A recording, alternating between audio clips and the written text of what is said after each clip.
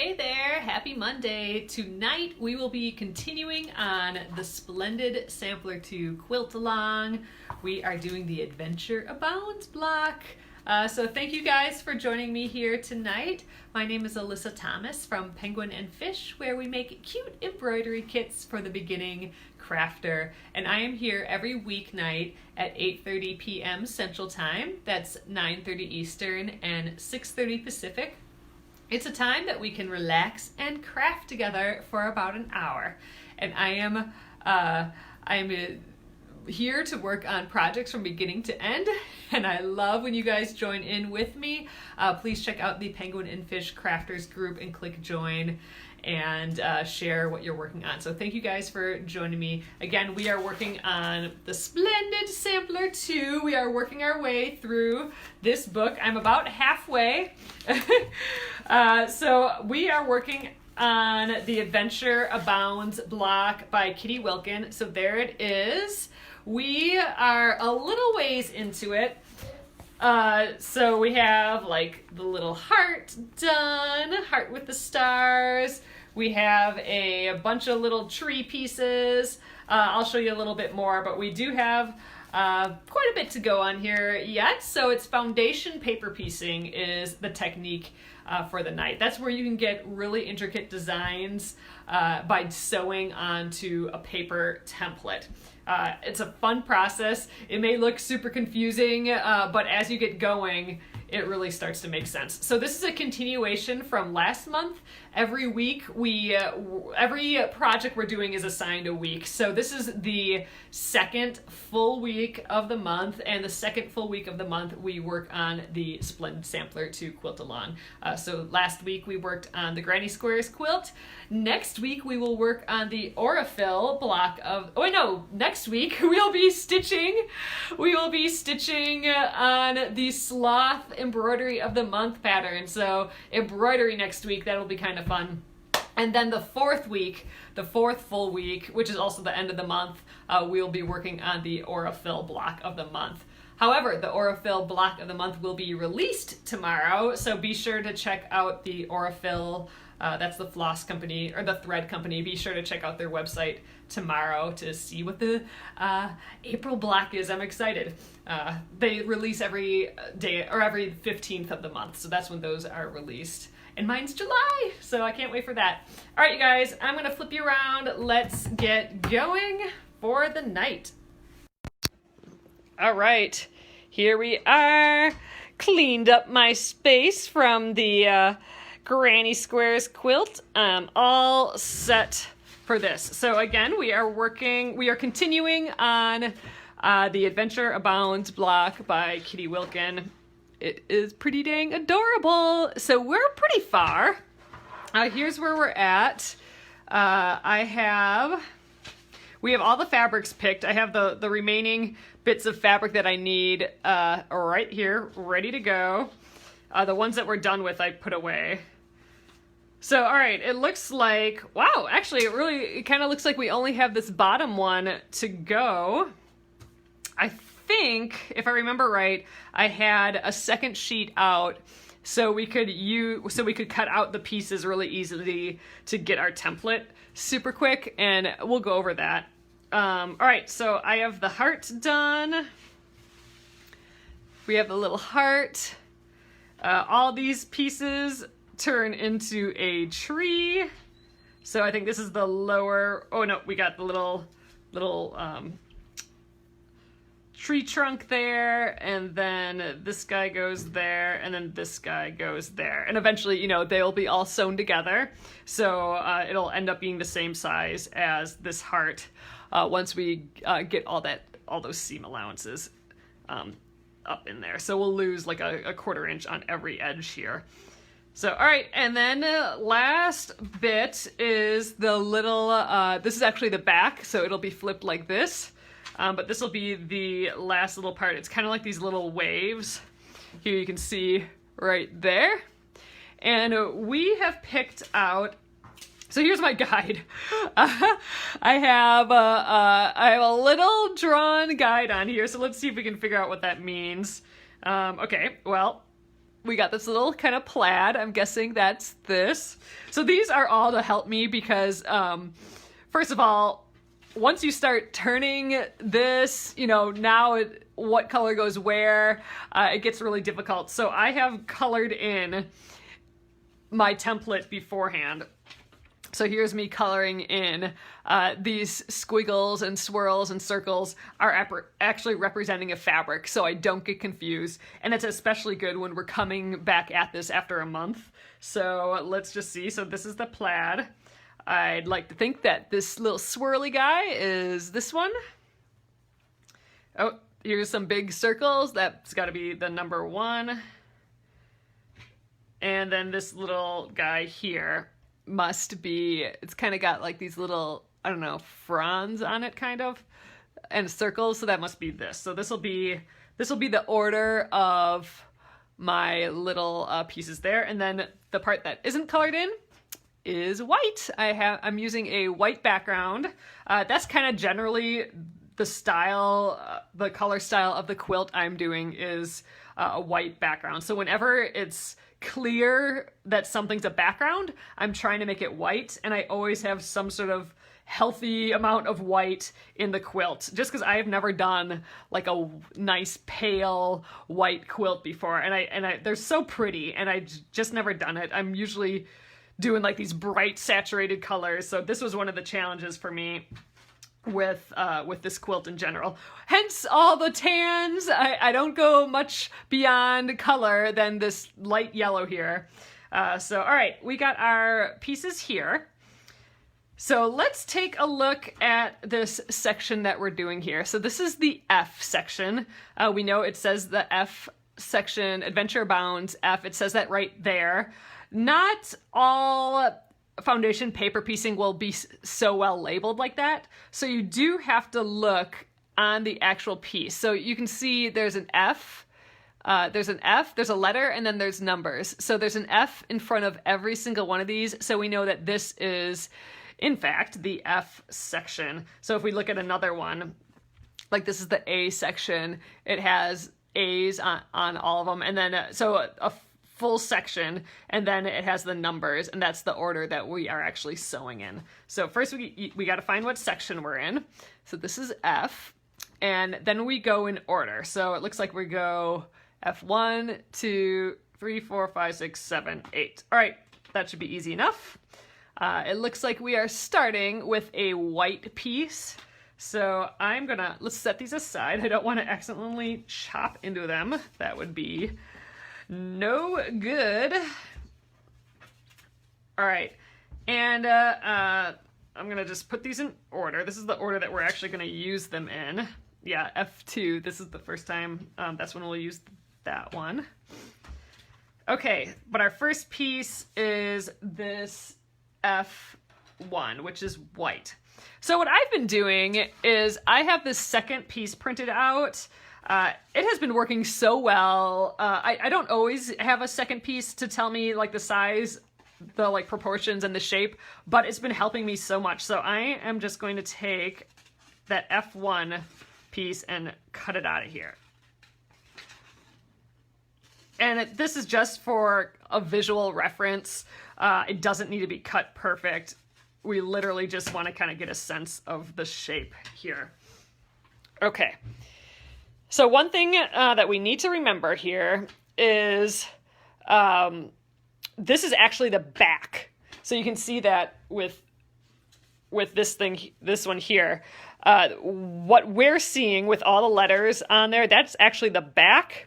It's when we flip it like this that we see the front. So that is a theme we are going to have to keep in mind as we go, especially if I'm working with something that doesn't have a front and back fabric. I got to pay attention to that. Otherwise, my piece might end up being backwards. So I need to think about that. All right, so when we do this, I want to put the good side of the fabric, the right side of the fabric, facing down. So if I was using this one, for example, for the next piece, I'm going to put the right side of the fabric down when I cut my piece. So this is the good side. This is the back side for the white, I'm just going to have to remember. So I'm putting, wow, this really could be ironed, couldn't it? I think I'm going to give that a little press quick. We'll just scooch over to the side. And I won't always do that, but that one was a pretty well crinkled piece. Okay, so right side, wrong side. I need a piece that's as big as this plus a pretty generous seam allowance. So technically in the end, you only need a 1/4 inch seam allowance, but if you go a little bit bigger, that just gives you so much more leeway from making mistakes. And oh, it's super smart to do that. I think I go for a pretty generous seam allowance. I'm maybe a 1/2 inch, maybe between a 1/4 inch and a 1/2 inch. I find it super duper helpful. Okay, so I'm going to just trim. And this can be nice and blobby for this. You just want to make sure you do have that generous 1/4 inch seam allowance. And see, so I mean, that's crazy. I don't have to do any perfect cutting, anything. I just have to get as big as that first piece plus the generous seam allowance. So that's our template.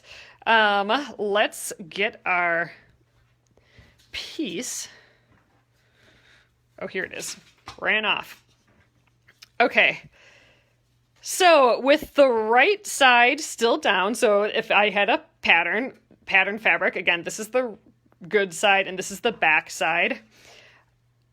I don't actually need my template anymore. This was just my helpful piece to help me cut out that. So that's actually garbage now. I need to secure this on this F1 piece here. So I'm going to grab, I have a little bit of a glue stick here. I think this might almost be out of glue. I'm going to have to get a different glue stick. Oh, yeah. So I'm just going to temporarily, what a crazy glob of glue. Okay, this might not even work. But I need to get the white piece attached to my background piece, my template piece, but still have that generous seam allowance around. So I still have the good 1/4 inch seam allowance around there. So we're good. So I should be able to pick this up. This is the good side. This is the back side still. And that's basically it for the first piece. The first piece is treated a little bit differently than the rest of the project here. So we actually don't need the glue stick or anything anymore. All right, I'm going to move on to F2. So every other piece after the first piece is treated the same. It's just that first piece that's, you do this silly thing with the glue. So, all right, I'm going to start off by getting my F2 piece. So I can look here. It's that fabric. It's this one here with that kind of little, it's almost Christmassy. This might actually be Christmas fabric. All right, I'm going to scooch this out of the way. Let's get our little extra template piece. Again, this is just so we can get an idea of what we're cutting. All right, tiny, tiny piece there. All right, right side down. Sure, I've used this piece to cut before. Oh, it's got a lot of straight edges. We must have used this already in this quilt. Maybe we were just cutting straight edges. I have all straight edges here. Huh. All right, so the one thing we need to pay attention to here, though, after we have the right side down, is what edge is actually being sewn to the first piece. So this edge here, the piece that's, we don't want anything higher up than the one we're actually on. So this is F2. We are going to completely ignore F3, 4, 5, 6, 7, 8. They don't exist. All we're concerned with is what is the sewing line in between the piece that we're working on and whatever happened before. And that is this line right here. So that line right there needs to be a nice straight edge. So if I'm on the edge of a fabric, I'll just use that as a straight edge. Otherwise, I'll actually cut a straight edge But I think this will go right here. So that I'm a little bit closer to the 1/4 inch. But everywhere else, I'm still going to do that generous 1/4 inch seam allowance around. So I'm just going to blob it out here. It doesn't need to be perfect. It just needs to have that generous 1/4 inch seam allowance. All right, and I'm actually completely done with this fabric now. That's literally all I needed from that fabric. So I'm just gonna fold this up. We'll use it in another block. Easy peasy. All right. So this nice edge, this straight edge here, that's actually gonna match up here. So first of all, I'm gonna set this aside. I need to now get this edge to be a nice, good 1/4 inch seam allowance. So what I'm going to do is I have a postcard here. Postcard works great. A manila folder will work great. What you want is like a nice sharp edge like this, but a little stiff. So like a little piece of paper isn't going to do it, but you know, something with a little stiffness works great. So again, I'm ignoring everything that happens after that F2. So I'm just pretend that just doesn't exist, period. I'm going to cover up what happened before. That's F1. And completely ignoring the rest of this, I am going to put it on that line in between F2 and F1. So again, this is still that line there. And I'm going to take this entire piece of paper and fold it along the postcard. So we're going to get that little line here, but we're also just extending it the entire length of the fabric. All right, and by doing that, we are revealing our big honky seam allowance there. So that's what we need to cut so it's just perfect. So what you can do is you can take a ruler and you can measure a 1/4 inch from your fold line, and you would just trim this down to a 1/4 inch. But I'm going to use the famous add a 1/4 ruler. So this is a ruler specifically made for foundation paper piecing, and why it's special is it has this little ridge on it, like this little bump out here. There we go, trying to get it in focus. So it's just bumps out, and this little ridge right here is a 1/4 inch. So what I can do is, because I have this postcard here and this fold, I can just bump this right up against this. Like I can actually close my eyes and know that it's up against my postcard. And then all I have to do is cut, and I'm ready to go. When everyone was talking about this add a 1/4 ruler before I knew what it was, and they're like, oh, it's just to measure a 1/4 inch. I thought that sounded like the dumbest thing ever. Why do I need a helper to cut a 1/4 inch? I can just, I have a rulers. I can just cut the 1/4 inch. But this is honestly one of my most favorite tools. You wouldn't believe how relaxing this becomes without having to measure anything. With these big blobs that I'm cutting, these crazy big blobs, I don't have to measure, a perfect piece. I don't have to cut perfect squares. With the add a 1/4 ruler, I don't even have to measure a silly 1/4 inch. I can just bop it on, and then all you do is cut right along the length of it. It is crazy surprising how relaxing that is to not have to measure a dang thing. So now when we take that away, there is our perfect seam allowance, our perfect 1/4 inch seam allowance. So we can put our paper back there, all our crazy blobs, and then now we got that perfect 1/4 inch. So what I'm going to do, so remember this was that nice straight line. I am now going to kind of put those pieces next to each other. So I have this line here and our one that we just cut. And now we're going to, I don't need this anymore. This represents this line. I'm going to put right sides together. So I'm just going to flip. So I just flipped right sides together, and I'm going to line up those two nice lines. And you can see that this is a little frayed. If you want, you can go ahead and trim all that off. I would have done this beforehand, but now it's bothering me. I thought it wasn't going to bother me, but now it is. So I'm just going to trim that off. There we go. Now we got our perfect edge. So that edge gets matched up with our nice seam allowance edge there.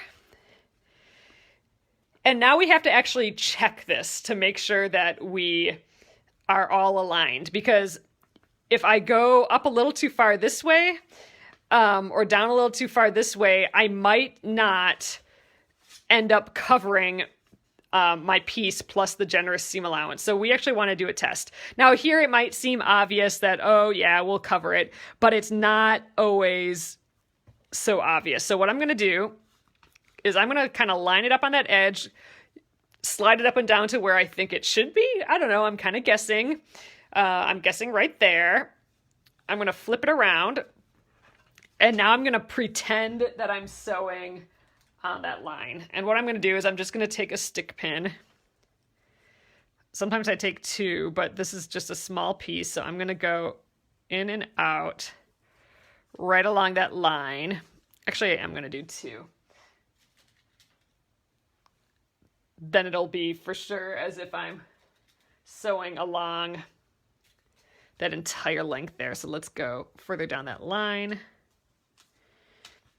All right, so I've pretend sewed along that line. Now I'm going to pretend press. So this is all to just double check that we've placed our piece in the right spot. And our goal is that it covers up our piece from our template plus that generous seam allowance. So now that we've pretend pressed, we can kind of peek and make sure that we have our good generous seam allowance. Okay, we have plenty over there, obviously plenty on top, and I think we have plenty on the side as well. So we know that this is in just the right place. So this is going to be good. So we can actually sew now. I'm going to put this back. You can actually leave the pins in. Then they're, ready to sew. All right, so let's get to the machine. Sewing comes next. All right. So here we are. Right sides are still together. It is pinned.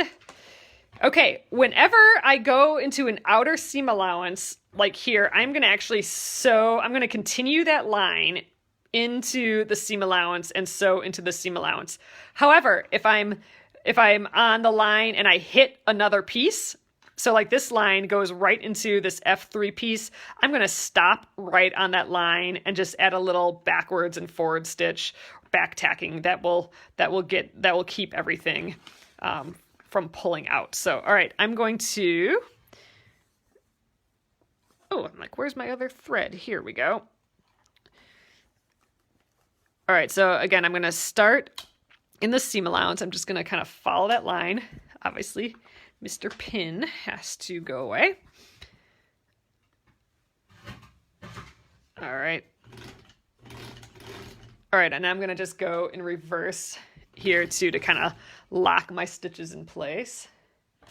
All right, and I'm also going to make my stitches a hair smaller than usual, so it makes more little holes in the paper that will make it easier to tear away later, because we don't want this paper in the quilt ultimately.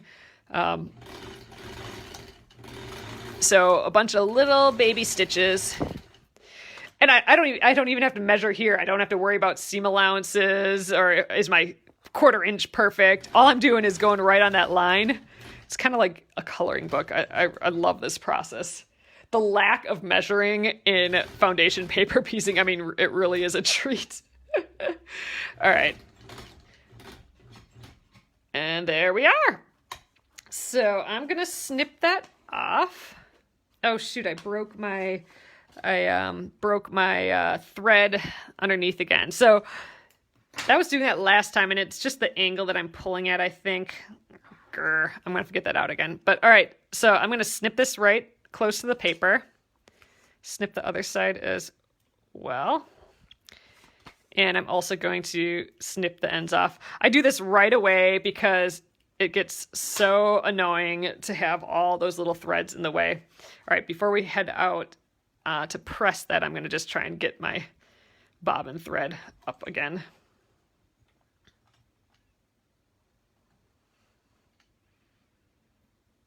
Come on. Okay, let's pop this out again. Wow, we are so dusty too. I did not clean this. Oh! All right, I didn't just break it. We are literally out of bobbin. So, okay. Did I even sew any of this? Yeah, we're sewn. Wow. So I had the exact amount to sew to the end and back tack it a little bit. I literally had enough for that. That's crazy. Okay, before we get too far, let's get some bobbin on here. So here's my machine. Well, now we'll have matching thread because I put a new spool of Aurifil on here, so our thread wasn't even matching. All right. Now this gets a little funny for the bobbin. So let's hope this works okay. I think I have to go over here, and then I gotta get this thing. This is the part that I'm not too sure about for this particular machine. My thread has broken before, but all right, right here, I'm gonna loosen the wheel. There we go. So now I turned the dial here, so now my needle won't be going up and down as I do the bobbin. But see this wheel? This is the bobbin bit. And then when I put this up, then this wheel, the motor is turning, the motor over here has another wheel on, just like this, and that's what's turning this. I don't actually have a belt on this machine at all. It's a little rubber wheel like this that's turning this, and now it's going to do it again. So the wheel on the motor is going to be turning this big wheel, and that's going to be turning this, and that's the bobbin. So it's just such a kind of a fun machine without the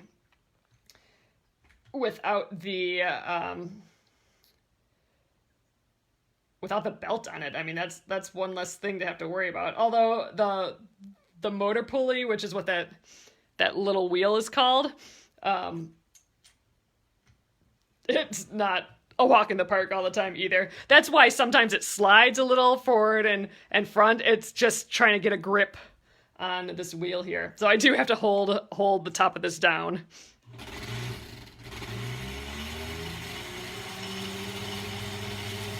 Otherwise it'll fly off.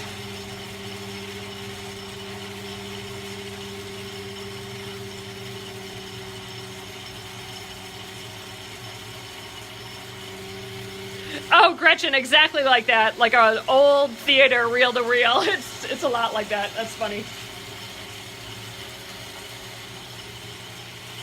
Okay, I'm not sure if this stops by itself, so I'm gonna just stop it right there. We got a very full bobbin right there. You can even see it. Okay, let's just snip, bring that wheel back down and tighten the wheel again there. Slide that off. And we got a full bobbin. All right, so this is what took me ages and ages before, but now I have it down. So the trick is I have to have it towards me, the thread like coming up and above and towards me. Oh, Robin, you got your motor pulley. So I will show you guys that in a sec here. So this goes in like that. This took me like 20 minutes last time we did this together, you guys. Now I go in that slot there, then down on this other side. And it slides right up in there, and there we go. All attached, ready to go. Easy peasy. Literally took me like 20 minutes with you guys there. So it's a bit different than my other machine. That's why it was so confusing. Oh, I should clean the case a little bit, shouldn't I? Well, let's do a little bit of that. We won't get too wild doing that, but yeah. Let's get some of the fuzzles out of there. Oh gosh, look at it all. Wow, I guess we needed to do that, huh? Oh my god, it's so much! Okay. I'm gonna have to legitimately tip this upside down and clean it for real. You know, I may have an actual weekend that I'm not so busy next weekend, so maybe Saturday I do a real clean of this, but yuck. Okay, good call. Trying to get all the stuff that's up there. I could take this plate off too and clean that later. Yeah, I'm gonna have to do a full nice clean on this for sure coming up, but that should help a little bit.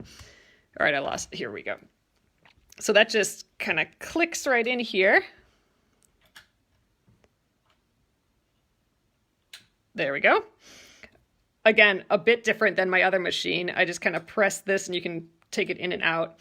And okay, now we'll thread it, but I just want to show you, here is the motor pulley right here. So this is literally the motor, right? And it's got this rubber ball on the end, or not, it's not even a ball, it's just another wheel. And that just spins around because it's connected directly to the motor. And that's what's turning this. However, this is super smooth, and this rubber is pretty smooth too. So the smoother this gets by hitting this, the less it grips right away. So that's why it kind of slides and it doesn't start right away every time. I literally have a piece of sandpaper sitting here in case I need to sand this down and rough it all up again. But right now it's good. So this actually gets smaller and smaller and smaller. I may have to get another one of these at some point as we go, because it just gets worn and worn and worn. It's just kind of crazy. So it's just a different thing than, you know, a different can of worms than a belt, but there's no belt. This is turning this, which, you know, runs the machine. So just kind of funny. All right, let's thread the rest of this and then we'll get back on it. All right. And the other thing I love about this machine is it's all the side elements here. I just think are super fun. I always hold the thread here while I'm doing it just until it gets into the tension disc here. And I go back up here. Now I'm on my little pulley. Okay, let's get in the needle. So this would be a good time really to change the needle too, but we'll just deal. I'll do a big clean on this too. Oh, I love the matte finish too. This is actually called a crinkle finish. So this is a crinkle finish. It was kind of popular. I don't know if it was really popular, but it's what they did. I think it was an easier thing to manufacture at the time. But the different brands, this is a Kenmore, different brands call it different things. So for Kenmore, it's called a crinkle finish. This kind of like matte, kind of not even hammered, but like almost like matte sandblasted almost kind of look to it is a crinkle finish. All right. All right. So you guys, we are all ready to go. Oh wait, let's bring up the bobbin thread. That's what I was attempting to do from the get-go.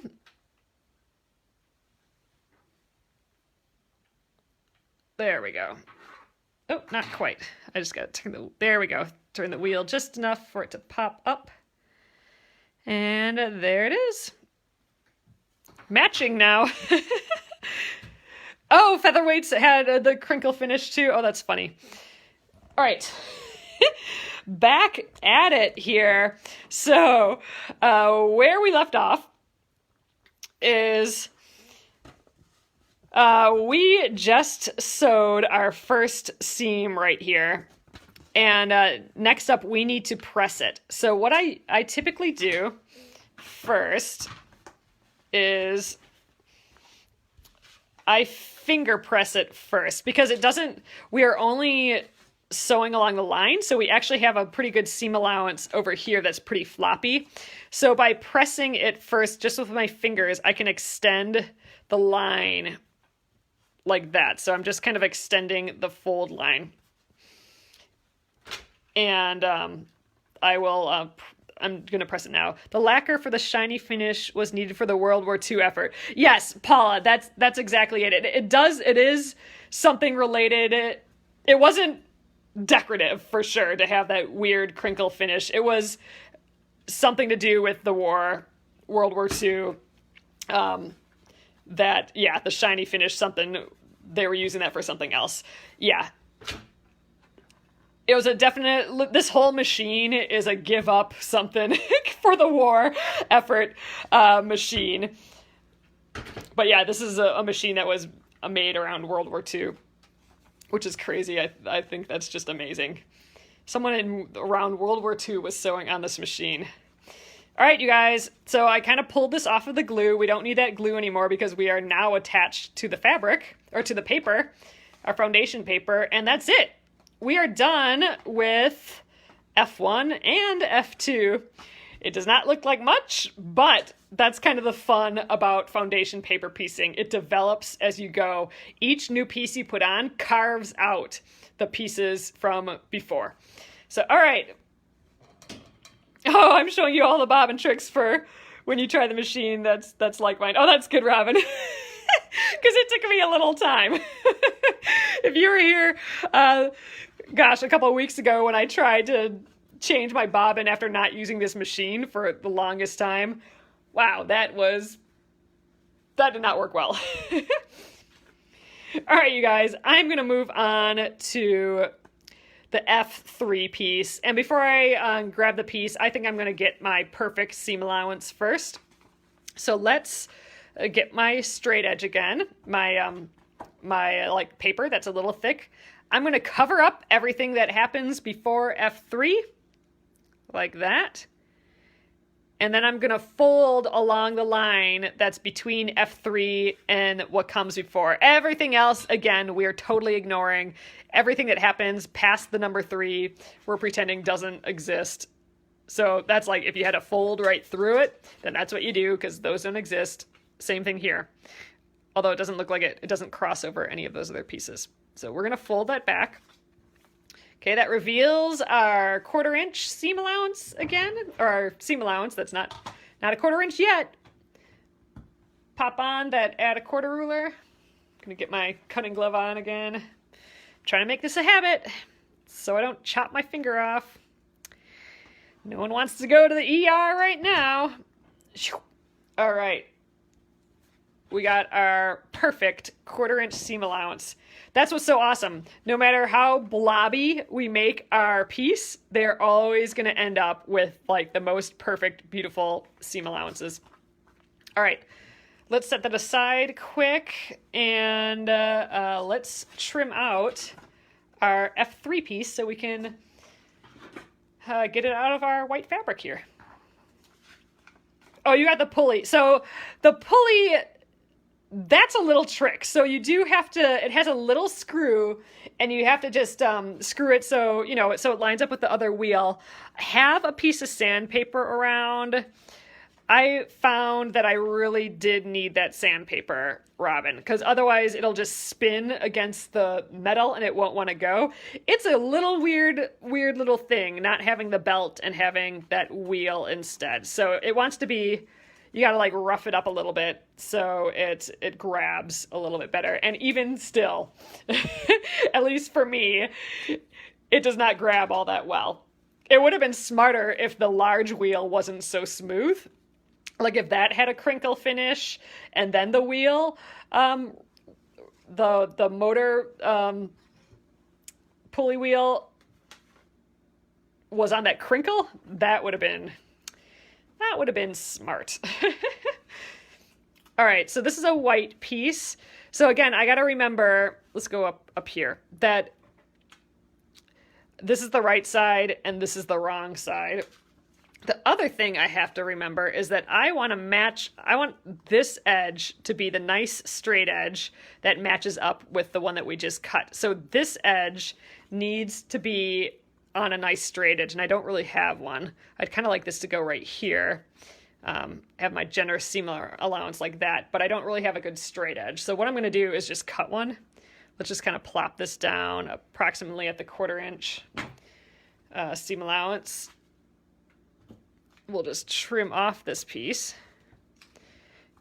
And there. Now, like if you have a really wonky looking piece, which you might after doing a bunch of paper piecing, now you have a nice straight edge, and now I can cut the rest of the blob. So again, generous 1/4 inch seam allowance, no measuring. All right. So all I need to know is that that's my good edge, and this is the right side and the wrong side. So I'm going to get this back here. So there's the 2 good edges. We're going to just put them right sides together and match them up. And there we go. So I can do a quick test even without a quick pressing test without putting pins in, especially on a big piece like this. And I can just kind of visually check, do I have everything in the right place? And I can see that I got a good 1/4 inch seam allowance all the way around yet. So I'm not even going to put the pins in for this particular piece. Okay, I'm done with this. I need to sew along that edge. Let's flip it over. There's the line. So since both ends of the line go in the seam allowance, I'm going to extend past the line and go in those seam allowances. So, all right, let's go to the machine. All right, there we are. And I like foundation paper piecing with these small pieces like this, just because I don't need pins to hold everything in place. They're little enough that I can just flip them over and hold them in place. All right, let's do our little back tacking here. So forward, backwards, that's just kind of like tying a knot. Okay, and then right along that line. All right, and then into that other seam allowance. Just go backwards and forward a tick. All right. All right, just snipped it on the ends there, and let's get this edge too right away. All right, off to the presses. Let's fold this back. Oh, it's coming together. See, look, we're starting to carve out that triangle. So each piece that you put on helps carve out the pieces that came before.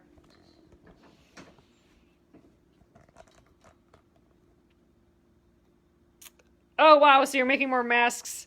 Oh, out of t-shirt sleeves. Oh, that's a smart idea. Yeah, I'm hoping that I can get making masks again too. Oh, you guys, so my brother is going to be making masks. I told you that he already made 200 and donated them. 200, isn't that crazy? That's amazing. And I sent him a pile of fabric that I had here, and he's going to make a whole pile more. And I'm going to actually have them on the website for sale soon. So if you guys wanted a mask made by my brother, they will be available soon. And it's going to all go back to him. He was laid off. Well, I don't know about laid off, but, not working like everyone else. And I'm hoping that can help a little bit. Since the ski hill is no longer running where he's at. All right, you guys, we are done with F3. So there we are. Okay, on to F4. Let's get that good seam allowance right away. I do like doing this part the best. Okay, let's get our card. We're on F4. I'm going to cover up everything else that happened before, ignoring everything that happens later. Let's fold on the line. Oh, Robin, on the Air Force Base, they were given sleeves to use as masks. Okay, and you're going to be making them instead. Okay, that's nice. So the whole Air Force Base is just wearing t-shirt sleeves as masks. Wow. Isn't that something? Oh, God, it's just crazy town. It's that sort of stuff that just gets me. Like, we're dependent on us, I guess, to, provide protective gear for people. I don't know. Which is amazing. It's awesome. But what the heck? All right, you guys, I'm gonna trim that big chunk off. Let's get our good seam allowance there. All right, flip that back. Look at that nice cut there. Blob away. All right. Okay, F4. We have that little plaid fabric. All right. This little drawing that we made earlier that represents the plaid. All right, let's cut out our little template piece. I have just found that this is so handy, having this extra printout here available.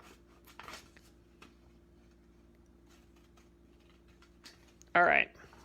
This is all I'm literally using that for, is to make it easier for me to cut a piece out of here. Okay, so right side down.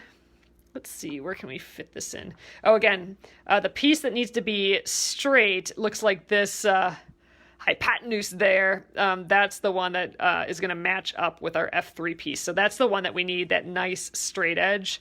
The rest can kind of be a blob. What about over here? Why don't we go right like that? So this edge can be our nice edge, and then we'll cut a blob around there.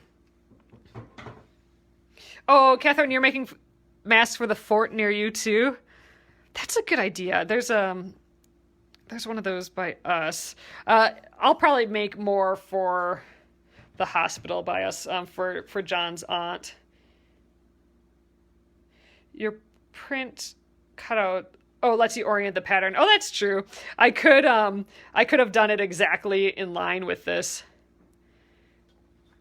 So you can get kind of fussy cutting. You can, if you wanted a flower right in the middle of your piece, you could center it there. I'm just cleaning this up. There we go.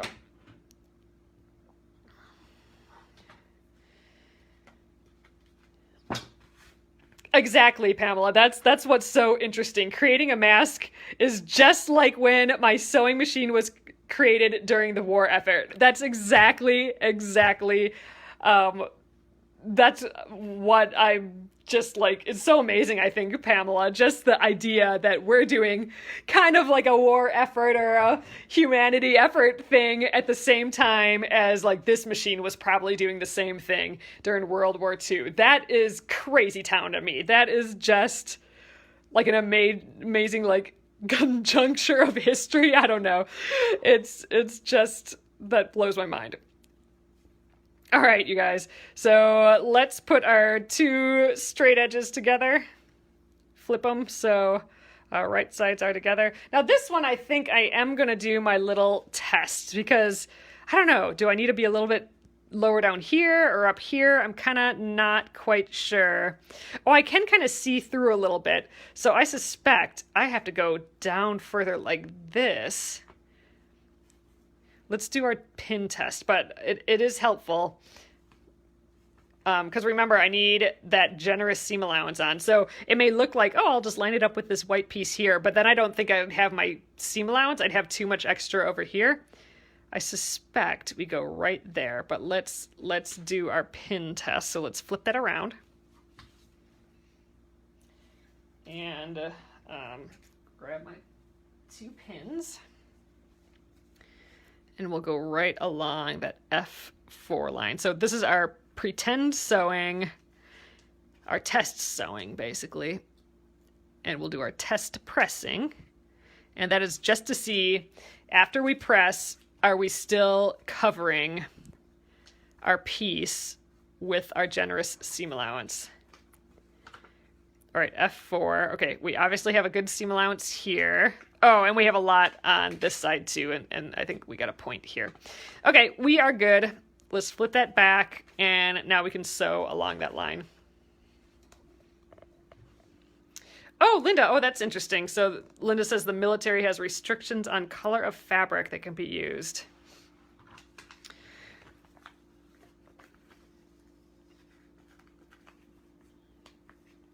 All right, let's sew here. So again, I'm going to extend it into the seam allowance because it is touching that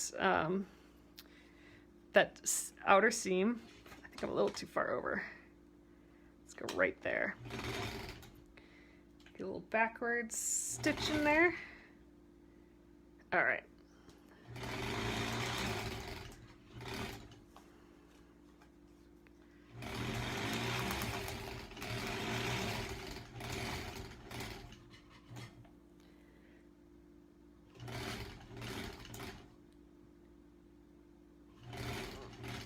All right, and there we are.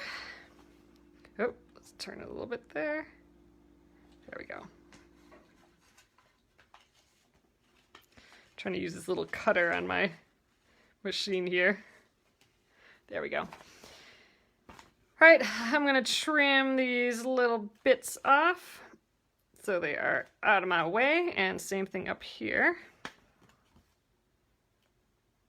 Oh, I made those stitches really, really little.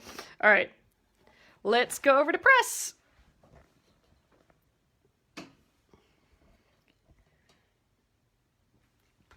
Okay, I'm gonna have to look into that too. That's interesting. I mean, it makes sense, I suppose, that they want their certain colors or whatever. I suppose it's like a brand, like anything else.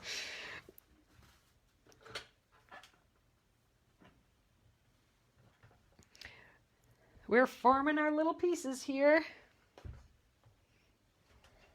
All right, so we're still carving them up.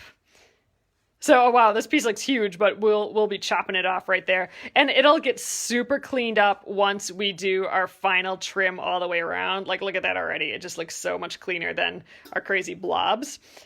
It will get cleaner and cleaner. So I think we have time to do one more piece here. We'll do 5, F4, F5. And then tomorrow we will finish this up for sure. We will trim this, and then I think we can start sewing all of our pieces together. We will absolutely get this block done this week and probably start a new one. I'm kind of tempted.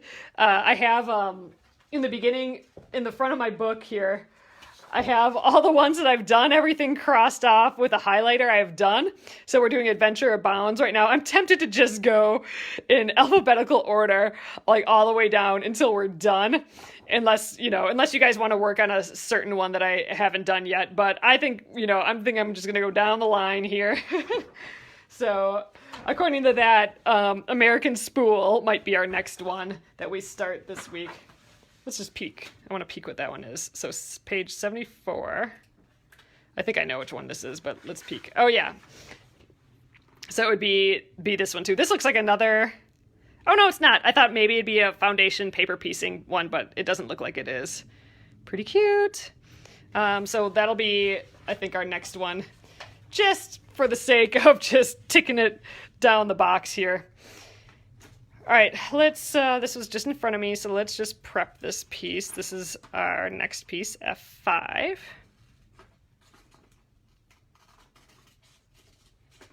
All right. But first, let's get our nice trim on here. So here's our F5. I'm going to cover up everything that came before. Boop.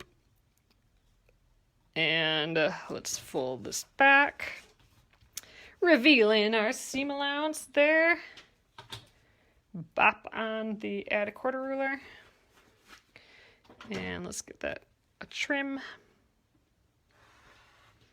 All right. So, I mean, I'm wasting this little fabric piece, but the idea of not having to measure and not having to be perfect, but having it come out perfect, I'm fine with wasting a little bit of fabric. Because of that. All right, let's flip that back. Okay, so now we need a white piece. So this is a white, and then this is the edge that's got to be perfect and straight that meets up with this edge here. All right, so let's get our white fabric out again. Oh, and I'm done with this fabric. Our tiny little piece that's left for the rest of our quilt can live another day. It's not quite gone. All right, so this is our straight edge right here. And, we kind of got one going on here. Why don't we just kind of work with this area? I think that looks pretty good. Get this going up a little higher. cut our blob. Make sure that you're actually extending, make sure I'm not like rounding off this corner. I need that 1/4 inch seam allowance down there too, that generous 1/4 inch seam allowance. So I'm just going to kind of blob it around this way. All right, that'll do. And you know what? I think this piece is going away. We don't need that scrap. Okay. So this edge is pretty straight already. I'm not going to worry about trimming that. So let's, well, my right sides are pretty close. Let's just flip it like that. This piece is done. And I think let's pin this. I think we're in a pretty good position here, but let's pin to make sure.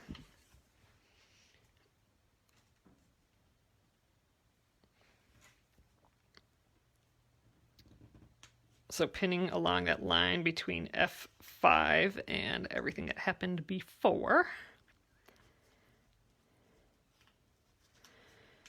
All right, let's